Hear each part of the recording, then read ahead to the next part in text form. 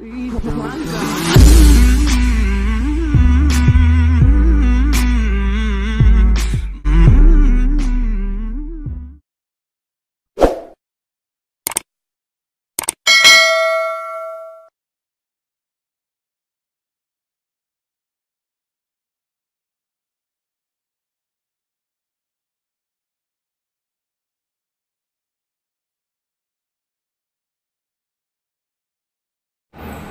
Saya khawatir bahwa karena pandemi, kemudian orang takut untuk merayakan Ekaristi dengan datang ke gereja, atau terlalu nyaman dengan bentuk doa yang sekarang, atau juga alasan apapun. Tetapi walaupun gereja sudah dibuka untuk semua umat, walaupun tetap berjarak, gereja tidak penuh. Prihatin sebenarnya. Gereja lebih sepi juga pada misa Sabtu maupun Minggu.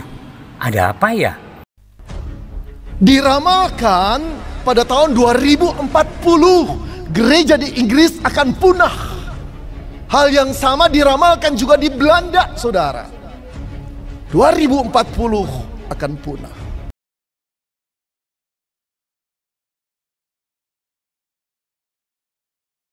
Apa sebabnya kekristenan di dunia Eropa itu menurun?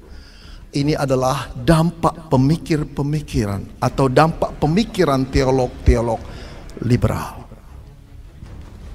Saudara, dengan pemikiran yang tajam, logika yang tinggi, analisis-analisis Alkitab yang luar biasa jelimetnya, tetapi mereka bisa terangkan dengan nalar yang luar biasa dan didukung dengan bukti-bukti sejarah yang begitu nyata.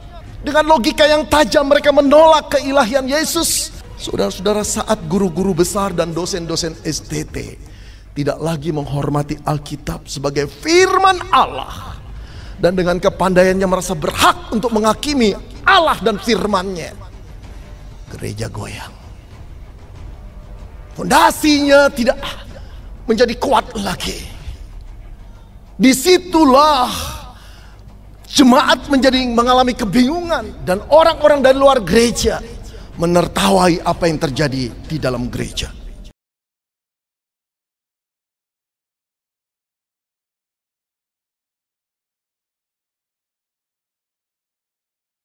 Hai Shalom, saya mau sharing ke kalian karena ada yang nanya-nanya ya dari video yang ini. Saya sharing tentang gereja di Maastricht, Belanda udah menjadi toko buku yang tadinya dipakai untuk penyembahan, pujian, belajar firman, tapi sekarang udah menjadi toko buku. Kenapa? Itu karena emang gereja di Belanda itu faktanya emang banyak yang kosong, teman-teman. Jadi orang-orang udah nggak beribadah lagi, dan untuk maintenance gereja besar itu sendiri membutuhkan uang. Jadi sama pemerintah dijadikan museum, dijadikan toko buku yang kayak di video ini ya, dan dijadikan banyak fungsi lain yang bukan gereja. Jadi totally mereka memang berubah fungsi, tidak menjadi gereja lagi. Yuter, gimana hari ini, Dit? Soal ini, hilangnya anak-anak muda di dalam gereja. Oh iya, memang nggak bisa kita pungkiri ya, tadi seperti Ko Petrus bilang bahwa di balik pertumbuhan gereja yang ada di mana-mana, baik di kota maupun di daerah, gereja juga sebagian besar kehilangan anak mudanya. Dan itu udah di research tuh sama sebuah yayasan research yang ada di Jakarta ini, namanya Bilangan Research, bahwa ada begitu banyak anak-anak muda yang meninggalkan gereja. Dan yang faktor paling besar adalah kalau menurut Bilangan Research, kenapa anak-anak muda meninggalkan gereja? Karena programnya tidak menarik.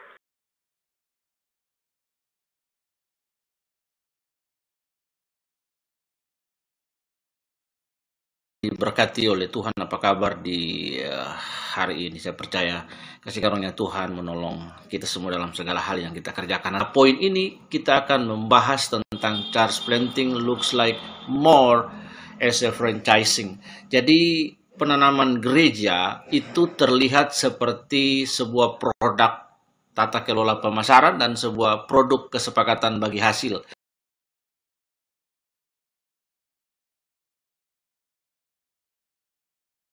Tapi bagaimana penanaman gereja itu menjadi sebuah brand, Lalu di situ mereka membuka gereja, mencari pemain musik, mengumpulkan orang, lalu dengan trik entertain, lalu dengan entertain dan hal-hal yang lain untuk menjadi point of interest orang untuk datang ke gereja itu, dan kemudian disuguhi dengan hal-hal yang menyenangkan, lalu dikasih label. Nanti ada tamu yang datang, ada pembicara yang datang, pembicara yang lucu dan have fun dan membuat orang nyaman seperti itu.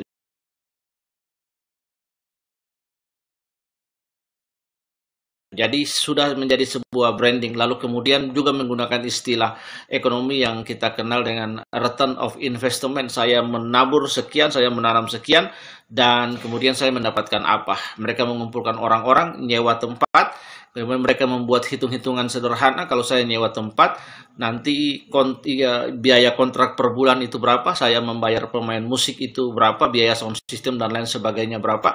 Jadi gereja itu sudah seperti sebuah industrialisasi pelayanan. Kita tetap menjaga, kita tetap melindungi, tetapi di konten ini saya mengupas, membahas, supaya ayolah kita memperbaiki diri. Ayolah kita fokus mengajak umat untuk dapat memiliki pribadi yang serupa dengan Yesus.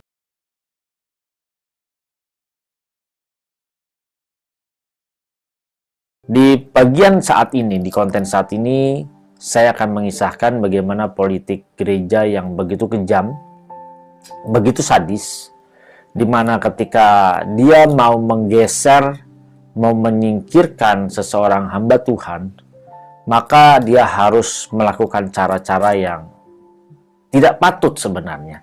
Caranya apa? Caranya terkadang dari pemimpin gereja atau pemimpin organisasi gereja, dia berusaha menjebak setiap hamba-hamba Tuhan yang ada di dalam organisasinya tersebut. Saya tidak menyebut organisasi mana ya. Saya tidak menyebut gereja mana. Saya tidak menyebut organisasi mana. Jadi memang hal ini terjadi dan banyak korbannya. Dan saya yakin Bapak Ibu Saudara yang tergabung di dalam organisasi ini pasti tahu. Ini kita mengisahkan tentang perbuatannya saja. Tetapi di mana tempatnya, jangan tanya saya. Jangan tulis juga di komentar, Pak di mana gitu, jangan ya. Jadi kita harus sadar ini. Politik yang saat ini yang akan saya ceritakan, yang akan saya kupas adalah bagaimana organisasi gereja atau pemimpin gereja, dia selalu menjebak hamba Tuhan. Terkadang kalau hamba Tuhan ini sudah tidak disukai, dia ingin singkirkan, dia ingin geser atau ingin dipeti kemaskan. Dia berusaha menjebak hamba-hamba Tuhan ini dengan apa? Dengan wanita.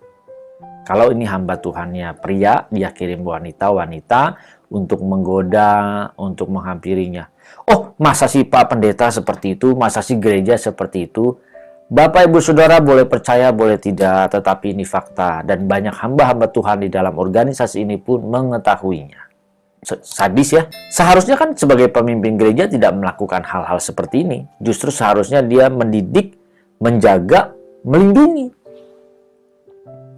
Tetapi faktanya bukan yang mendidik, bukan yang menjaga, bukan melindungi, malah dia mencobai dengan apa? Mengirimkan lawan jenis, menggodanya. Bapak Ibu Saudara, sehebat apapun pendeta itu, sehebat apapun hamba Tuhan itu, dia masih hidup dengan daging.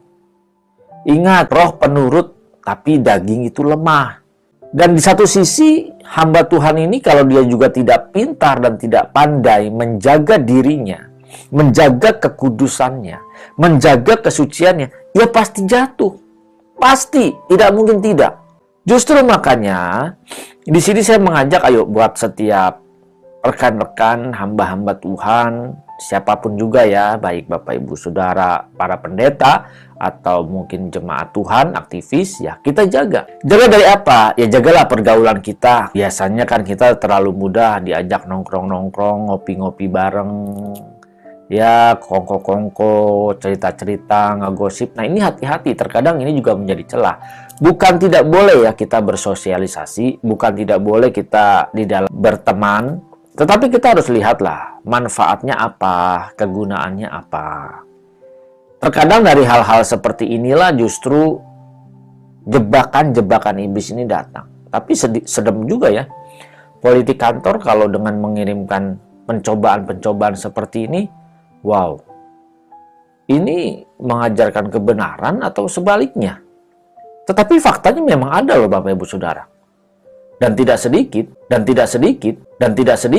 ya mungkin buat Bapak Ibu Saudara yang pernah sama-sama dengan saya satu tim dulu, tahulah ya kisah-kisah bagaimana kita punya pemimpin yang dijebak, yang terjebak, ya ini ada yang dijebak, ada yang terjebak gitu kan.